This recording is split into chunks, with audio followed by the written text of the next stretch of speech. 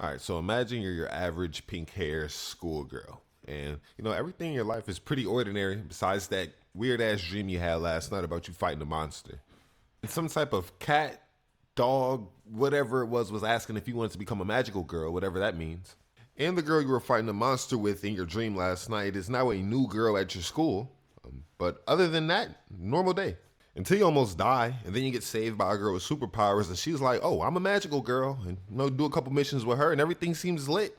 And that cat dog thing, it's called a QB. You actually meet it while that new girl is trying to kill it. She seems like she's fucking nuts. She asks about your life values, why you want to be a magical girl. I mean, she treats you like you've been making stupid decisions your whole life. But you decide to become a magical girl, and everything's lit. You have the time of your life, right? Right? Right? This anime was one of the biggest curveballs I have ever seen in my life. Don't let the name and don't let the cover fool you. This anime takes it there. You want fights, you want raw emotion, you want plot twists, it's all there. Not too many people talk about this one, and I can honestly see why. Just looking at the cover, this would not be anything that I would even click on or gravitate towards if I was just looking at it. But once you started explaining the story to me, and I actually seen how deep it was and how thoughtful it was, I'm like, okay, you know what? I'm gonna give it a shot. So I did. The first episode was rough. It's not because it's bad, it's just because it's so girly. And there's nothing wrong with that, but I'm a guy. I want to see some punches, some kicks, some powers, some action. And they're schoolgirls, so the first episode comes on and they're talking about being pretty, boys, being popular, stuff like that. But it actually opens up pretty sinister, opens up in the middle of a fight with, you can only presume at the time is a monster, and then it cuts to just about 5 to 7 minutes of this straight wholesome kind of schoolgirl content. So you kind of get thrown into a loop until the Deuteronomy shows up. Not only is she a character that was in the main character's dream the previous night, but she seems to actually know the main character, whereas the main character only recognizes her from being in that dream. She doesn't actually seem to know her. And that new girl at first honestly seems like one of the bad guys. She's really vague. She always seems to pop up at the right moments. She doesn't give out any details at all. It's kind of like, what are you getting at here? And as the story goes on and the girls realize they're being tricked, that new girl, her name is Homura, she seems to be the realest motherfucker that you could ever meet in your life. While it does start off slow at first, after the end of the second episode, it's nothing but action, suspense, and entertainment. I'm sure some of you are asking, what even is a magical girl? Here, let me explain. So becoming a magical girl is like signing your life away forever.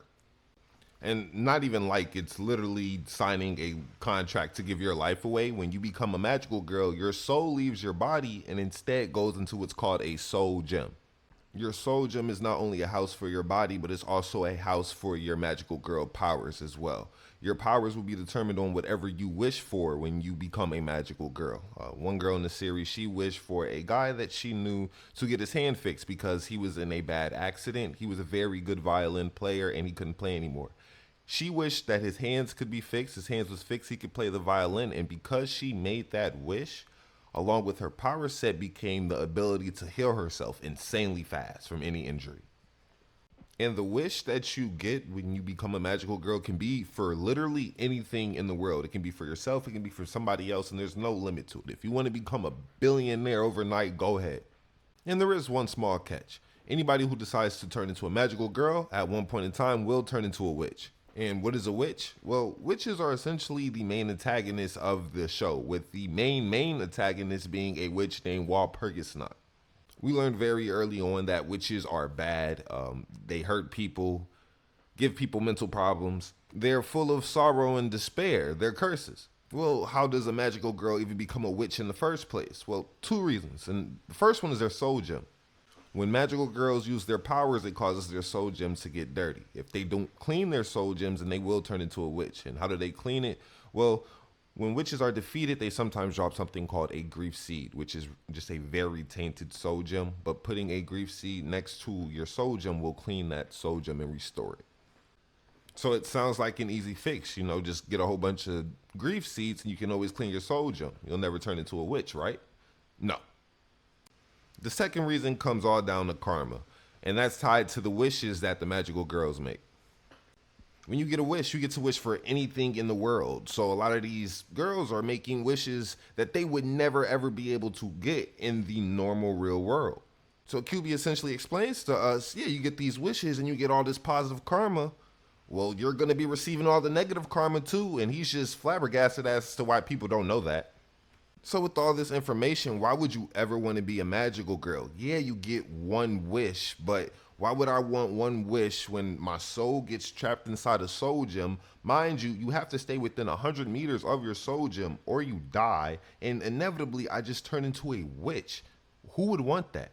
But that's not explained to anybody at first. All it's explained is, hey, you get to become a magical girl, you get powers, and you get to wish for anything you want to in the world. I mean, who wouldn't take that? Cubies don't have emotion or human logic. Mass murdering little girls, to them, it's just a 9 to 5. It's just a day at work. I mean, he literally even says towards the end of the series, hey man, I hit my quota. This is just an experiment to QB. I mean, his literal goal is just to create energy. Their role is to protect the universe, and they decided to do so by turning little girls into witches. Why, you ask? Because human emotions create a huge amount of energy, especially hope to despair, so much so in fact that it's far better for the universe and more efficient to just use that over anything else in the world. And I'm not going to go into any specifics, but QB is very, very good at knowing when to ask, when the girls want to become magical girls, taking advantage of a situation that's going on or a conversation that's going on and asking and slipping it in there real quick. So yeah, being a magical girl is completely horrifying, but let me know what you guys think. Would you guys become a magical girl? Would you guys take the wish, or are you guys just cool and gonna say, you know what, back off, QB? Let me know what you think in the comments, and until then, you guys have a nice day. Bye.